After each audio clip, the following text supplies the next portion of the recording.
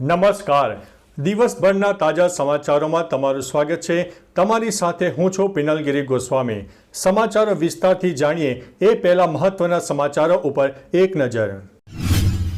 નમસ્કાર મિત્રો આજે તારીખ 13મી માર્ચ 2025 મહત્વની હેડલાઇન્સ ઉપર નજર નાખીએ તો ઓડિશા વિધાનસભામાં ઝપાઝપીની ઘટના બની છે. ત્યારે વાત થશે આ વખતે હોલિકા દહનનો સમય ખૂબ જ સીમિત છે. ત્યારે વાત થશે હોલિકા દહનમાં આ રીતે કરી શકો છો તમે પૂજા. ત્યારે વાત થશે પિતા કન્યાદાન કરે તે પહેલા દીકરીએ પિતાને કર્યું છે અંગદાન. વાત છે હિંમતનગરની. ત્યારે વાત થશે નાયબ કલેક્ટરના લોકરમાંથી કરોડો રૂપિયાનું સોનું મળી આવ્યું છે. ત્યારે વાત થશે એપીએમસીએ ખુલ્લા પ્લોટની હજારી કરી, કરોડોની આવક જોવા મળી છે. ત્યારે વાત થશે સરકારી ઘઉંથી 279 લોકોના વાળ ગાયબ થયા છે. વાત છે મહારાષ્ટ્રની. ત્યારે વાત થશે શરૂઆતમાં જ ગરમીનો પારો 42 ડિગ્રીએ પહોંચ્યો છે, તો આવનારા દિવસોમાં શું થશે. આગળ વાત થશે એક સાથે ઘણા પોલીસ કર્મીની બદલી કરવામાં આવી છે.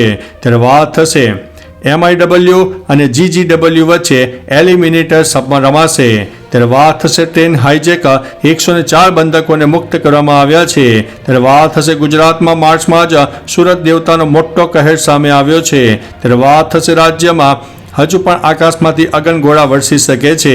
આગળ વાત થશે પાકિસ્તાન ટ્રેન હાઈજેકમાં BLA કરી છે મોટી વાત, અને આ વાતને તેમણે નકારી પણ કાઢી છે. ત્યારે વાત થશે ડિલિવર બોય હવે પોલીસની રડારમાં જોવા મળનારા છે. હવે મિત્રો સમાચારો વિસ્તારથી. શહેરમાં પાર્સલ ઝડપથી પહોંચાડવાની સમય મર્યાદાને કારણે ડિલિવરી બોય કેટલાક કિસ્સામાં આડેધડ વાહન ચલાવતા હોવાનું ઉચ્ચ પોલીસ અધિકારીઓ ધ્યાને આવ્યું છે. જેના પગલે પોલીસે ડિલિવરી કરતા યુવાનો સાથે બેઠક કરીને જરૂરી સૂચના આપી છે. જ્યારે નિયમ ભંગ કરનારા સામે કડક કાર્યવાહી કરવાનું શરૂ કર્યું છે. શહેરના તમામ ડિલિવરી બોય પોલીસ રડારમાં હશે. તેઓ કોઈ પણ શંકાસ્પદ કામગીરી કરશે. મિત્રો અન્ય મહત્વના સમાચારની વાત કરીએ તો પાકિસ્તાન ટ્રેન હાઈજેક, BLA આ વાતને નકારી કાઢી છે. પાકિસ્તાની સેનાએ દાવો કર્યો હતો કે તેણે હાઈજેક કરાયેલી જાફર એક્સપ્રેસ ટ્રેનથી લગભગ 104 બંધકોને મુક્ત કરાવ્યા છે અને 16 BLA હાઈજેકર્સને માર્યા છે. BLA દાવો નકાર્યો છે. BLA એક નિવેદનમાં જણાવ્યું છે કે પાકિસ્તાની સેનાએ કોઈને મુક્ત કરાવ્યા નથી, કેમ કે BLA પોતે નાગરિકોને છોડ્યા છે. સાથે BLA એવો પણ દાવો કર્યો છે કે પાકિસ્તાની સેનાએ તેમના એક પણ હાઈજેકર્સને માર્યો નથી.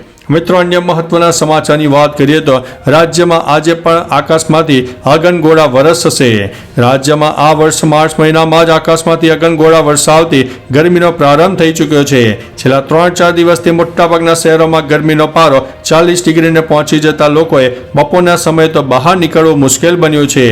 આ ઉપરાંત ગરમીનો સામનો કરવા માટે હવે મિત્રો તૈયાર રહેજો. હવામાન વિભાગે 12 માર્ચે 9 જિલ્લામાં ઓરેન્જ એલર્ટ આપ્યું છે અને 3 જિલ્લામાં યલો એલર્ટ પણ આપ્યું હતું. અને આવનારા દિવસોમાં ગરમી હજુ પણ જોરદાર વધવાની છે. મિત્રો અન્ય મહત્વના સમાચારની વાત કરીએ તો ગુજરાતમાં માર્ચમાં જ સૂરજ દેવતાનો કહેર જોવા મળ્યો છે. ગુજરાતમાં ગરમી વધી રહી છે. આ વચ્ચે સુરેન્દ્રનગરમાં સૌથી વધુ 42.8, ભુજમાં 42.4, રાજકોટમાં 42.3, અમદાવાદ ગાંધીનગરમાં 41.2, ડીસામાં 41.6, વિદ્યાનગરમાં 41.9, વડોદરામાં 41.2, અમરેલીમાં 41.6, પોરબંદરમાં 41, નલિયામાં 41.4, સુરતમાં 40, ભાવનગરમાં 39.7, દ્વારકામાં 34.8, ઓખામાં 32 ડિગ્રી તાપમાન નોંધાયું છે. નોંધનીય છે કે રાજ્યના 14 જિલ્લાઓમાં તાપમાન 40 ડિગ્રીને પાર થઈ ગયું છે. મિત્રો અન્ય મહત્વના સમાચારની વાત કરીએ તો ટ્રેન હાઈજેક, 104 બંધકોને મુક્ત કરાયા. પાકિસ્તાની સેનાએ દાવો કર્યો છે કે તેણે હાઈજેક કરાયેલી જાફર એક્સપ્રેસ ટ્રેનમાંથી 104 બંધકોને મુક્ત કરાવ્યા છે. 16 હાઈજેકર્સને માર્યો છે. પાકિસ્તાની સેનાનું ઓપરેશન હજુ પણ ચાલુ છે. પાકિસ્તાનમાં બલુચિસ્તાન લિબરેશન આર્મીએ 214 મુસાફરોથી ભરેલી જાફર એક્સપ્રેસ ટ્રેનને હાઈજેક કરી હતી. આ મુદ્દે પાકિસ્તાનના PMએ કહ્યું છે કે મુશ્કેલ વિસ્તાર હોવા છતાં અમારા સૈનિકો ખૂબ જ બહાદુરીથી બંધકોને બચાવવામાં રોકાયેલા છે. મિત્રો અન્ય મહત્વના સમાચારની વાત કરીએ તો MIW અને GGW વચ્ચે એલિમિનેટર રમાશે. WPLના છેલ્લા ગ્રુપ મેચમાં MIની હાર બાદ DCએ સીધી ફાઇનલ મેચમાં એન્ટ્રી કરી છે. ફાઇનલમાં પહોંચનારી બીજી ટીમનો નિર્ણય 13 માર્ચે MI અને GG વચ્ચેના એલિમિનેટર મેચ દ્વારા લેવામાં આવશે. જે પણ ટીમ જીતશે તે 15 માર્ચે WPL ટ્રોફી માટે ફાઇનલ DCમાં રમશે. ઉલ્લેખનીય છે કે આ બંને મેચ મુંબઈના બ્રેબોર્ન સ્ટેડિયમ ખાતે સાંજે 7:30 કલાકે રમાશે. મિત્રો, અન્ય મહત્વના સમાચારની વાત કરીએ તો એક સાથે ઘણા પોલીસ કર્મીની બદલી. અમદાવાદમાં એક સાથે 1543 પોલીસ કર્મીઓની બદલી થઈ ગઈ છે. આના આદેશ પોલીસ કમિશનર GS મલિકે આપ્યા છે. આ પોલીસ કર્મીઓમાં એવા લોકો છે જે 3 વર્ષથી એક જ પોલીસ સ્ટેશનમાં ફરજ બજાવતા હતા, જેમાં ASI, હેડ કોન્સ્ટેબલ તથા પોલીસ કોન્સ્ટેબલ હોય. જેમાં ટ્રાફિક શાખામાંથી 400 કર્મચારીઓને પોલીસ સ્ટેશનમાં બદલી મળી છે. આ લોકોને ઓર્ડર થયાના 7 દિવસમાં હાજર થવા સૂચના પણ મળી ગઈ છે. મિત્રો, અન્ય મહત્વના સમાચારની વાત કરીએ તો શરૂઆતમાં જ ગરમીનો પારો 42 ડિગ્રીએ જોવા મળ્યો છે. પાટણ શહેરમાં હજુ તો ઉનાળાની સિઝન શરૂ થઈ ગઈ છે. એવામાં ગરમીનો પ્રકોપ પણ એકદમ વધી ગયો છે. મંગળવારે તાપમાન સવારે નીચામાં 20 ડિગ્રી અને બપોરે 42 ડિગ્રી પહોંચી ગયું છે. હવામાન વિભાગના જણાવ્યા અનુસાર બપોરે 1 થી લઈને 4 વાગ્યા સુધીમાં તાપમાન 40 થી 42 ડિગ્રી સુધી પહોંચી શકે છે. મંગળવારે સવારથી જ 1.5 ડિગ્રીના વધારા સાથે ગરમીનો પારો ઊંચો નોંધાયો છે.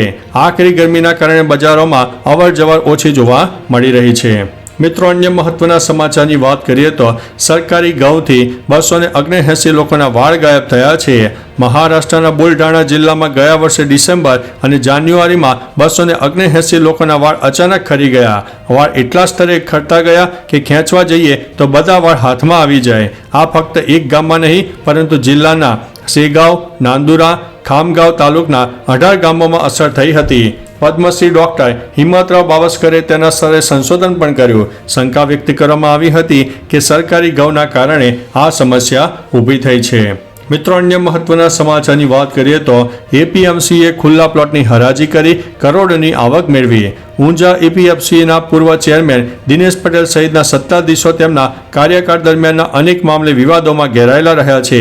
તેમના કાર્યકાળ દરમિયાનનો વધુ એક મામલો ચર્ચાના ચકડોળે ચડ્યો છે, જેમાં ચાલુ વર્ષે વહીવટદારના શાસનકાળમાં અને નવરા મહિલા સેક્રેટરીની દેખરેખમાં થયેલા ખુલ્લા પ્લોટોની હરાજી કરવામાં આવતા APMCને 1.72 કરોડ રૂપિયાની આવક થવા પામી છે. મિત્રો, અન્ય મહત્વના સમાચારની વાત કરીએ તો નાયબ કલેક્ટરના લોકરમાંથી કરોડોનું સોનું મળી આવ્યું છે. નાયબ કલેક્ટર અંકિતા ઓઝાની ધરપકડ કરીને તેમને અદાલત સમક્ષ રજૂ કરાતા જ્યુડિશિયલ કસ્ટડીમાં મોકલી અપાયા છે. ગત શુક્રવારે અંકિતા બાબુલાલ ઓઝાએ અદાલતમાં રેગ્યુલર જામીન અરજી કરી હતી.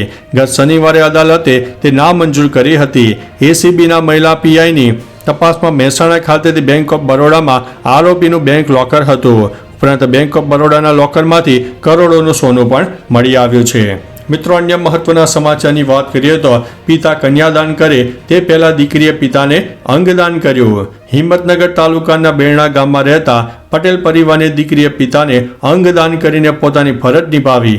જોકે ત્યારબાદ શરીરમાં અસાધ્ય તકલીફના કારણે દીકરીએ વિશ્વ મહિલા દિવસે જ પોતાના અંતિમ શ્વાસ લીધા હતા. થોડા સમય પહેલા રાજેશભાઈને લીવરની તકલીફ થઈ હતી, જેથી તબીબોની સલાહ બાદ જો કોઈનું લીવર મેચ થાય તો દાન પેટે આપીને તેમની જિંદગી બચાવી શકાય. મિત્રો, અન્ય મહત્વના સમાચારની વાત કરીએ તો હોલિકા દહનમાં આ રીતે કરો પૂજા. સૌથી પહેલા ગાયના છાણમાંથી હોલિકા અને ભક્ત પ્રહલાદની મૂર્તિ બનાવીને એક થાળીમાં રાખો. કંકુ, ફૂલ, ચોખા, નારિયેળ, હળદરનો આખો ટુકડો, પતાસા, કાચું સૂતર, ફળ લો. 1 લોટો જળ ભરો. ભગવાન નરસિંહનું ધ્યાન ધરીને કંકુ, ચોખા, ચંદન અને 5 પ્રકારના અનાજ અને ફૂલ અર્પણ કરો. પછી કાચા સુરતને લઈને હોલિકાની 7 પરિક્રમા કરો.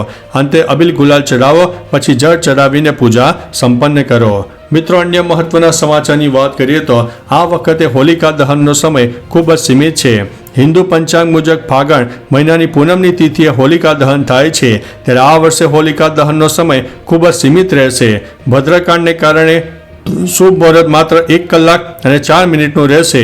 પૂનમની તિથિ 13 માર્ચ ગુરુવાર સવારે 10:30 કલાકે શરૂ થશે. તેની સમાપ્તિ 14 માર્ચે શુક્રવારે બપોરે 12 વાગ્યે અને 23 મિનિટે થશે.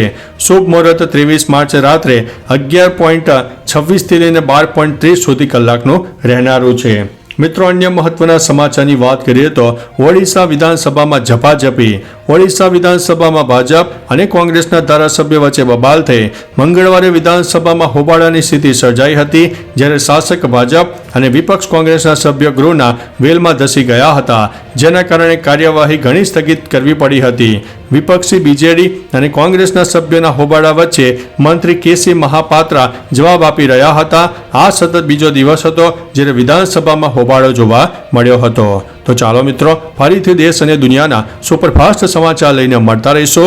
ત્યાં સુધી અમને રજા આપશો. નમસ્તે.